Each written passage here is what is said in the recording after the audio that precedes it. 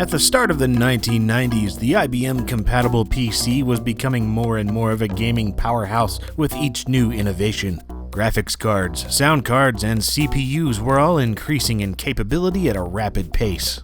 But one of the biggest industry shakers was the introduction of games on compact disc. Before this, computer games predominantly came on floppy disks of various sizes. Floppies were holding game programming back. Not so when affordable CD-ROM drives started appearing, with each CD holding upwards of 600 megabytes per disc. The technology had been around since the 80s, but it wasn't until 1993 that millions of computer gamers had a huge reason to buy a CD-ROM drive, The Seventh Guest. Released that year by Virgin Interactive and developed by Trilobyte. It was self-labeled as an interactive drama and was one of the first computer games to be released exclusively on CD-ROM. Developed by Rob Landeros and Graham Devine, the original idea for the game was sort of a mixture of the board game Clue and the absurdity of the TV show Twin Peaks. While they kept the Clue-like mansion for the game, the sleuthing was swapped for puzzle solving, reminiscent of the brain teaser game Fool's Errand. The developers wanted to make a game like nothing before it, combining puzzles with full motion video to form a sort of interactive movie. After letting management at Virgin know about their idea, they were promptly fired, while not really being fired at all. They were actually kept on under contract to Virgin, but as a separate entity, soon to be known as Trilobyte, since Virgin thought the game was a great idea for a CD-ROM proof-of-concept showcase, but it probably wouldn't sell well, and they didn't want to taint the company's image.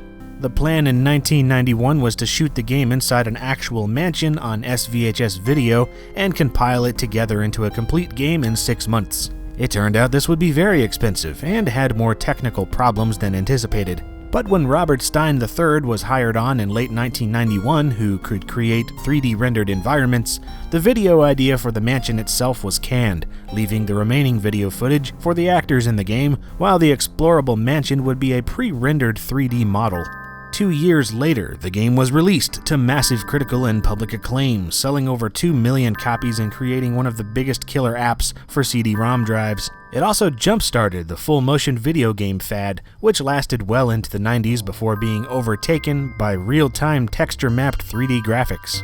Although Virgin wanted both a floppy disk and CD-ROM version of The Seventh Guest, it was only ever released on CD-ROM like this one here. Underneath the stereotypically creepy mansion artwork, you'll notice this little warning which states the game is not recommended for ages under 17. It may seem a bit silly nowadays considering the rather tame content, but such a message on a box like this was pretty uncommon for the time, and this was still before the whole adult content debate in US government resulting in the formation of the ESRB. The back of the box is the back of the box, containing box backing, words, and awe-inspiring screenshots. Old man Stoff built a house and filled it with his toys. 6 guests all came one night, their screams the only noise. No one knows what happened next, there's no one left to say. But if you should see old man Stoff, get on your knees and pray. What a charming little children's rhyme. If I ever have kids, I can't wait to tell them this one every night before bed. Inside the box, you get the game itself on 2 CD-ROMs, the manual covering all the typical installation and gameplay tips, a bunch of Virgin Interactive promotional stuff, and a booklet called the Stoff Files, which covers some more of the game's story and characters.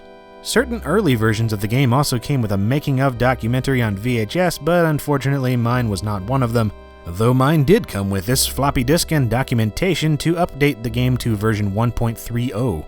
Considering all the problems the original version can have with free memory, sound, and video corruption and whatnot, it's probably a good idea to install this before playing. Once you do get the game installed and running, you're greeted with a Sphinx Ouija board menu screen, letting you start a new game, load a previous one, or say farewell to The Seventh Guest. All selectable with a delightful little animated bony hand mouse cursor. Start the game, and you get to watch a little introduction video with some pretty awesome CD audio music by none other than George Sanger, aka The Fat Man.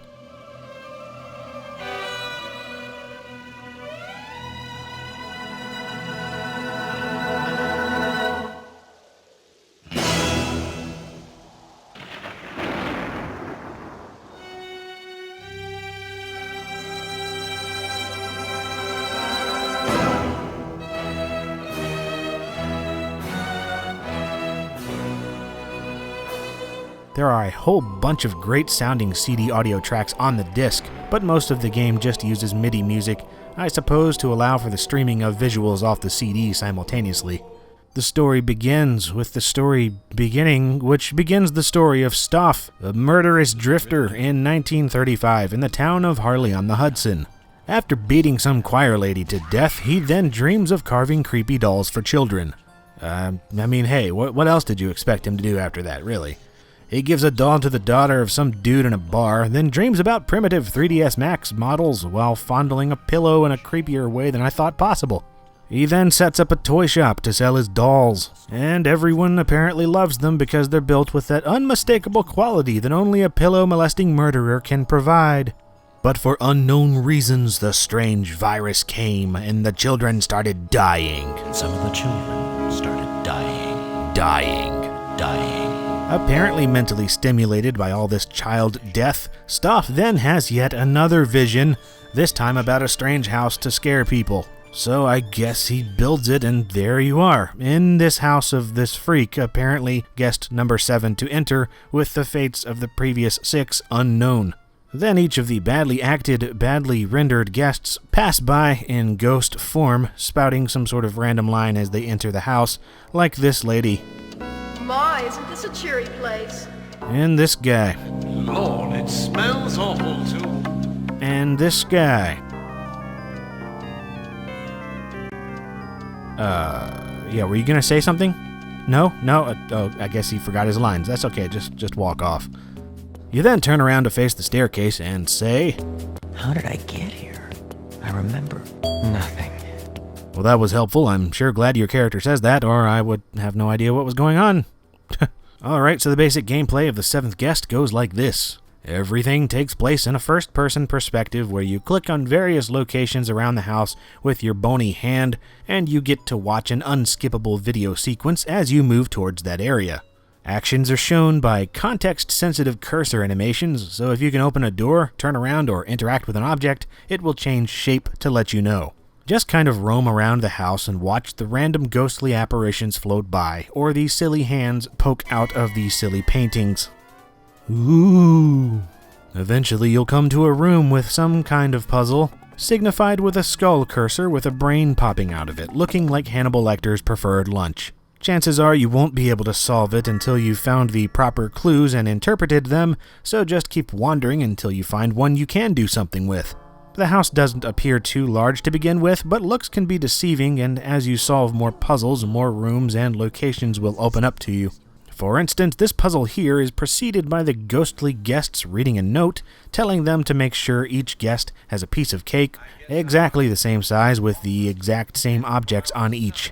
It is your job to make sure to cut the cake into these equal pieces and solve the puzzle for these people in the past that has no bearing on what you're really doing at the moment, I don't know, which unlocks the kitchen.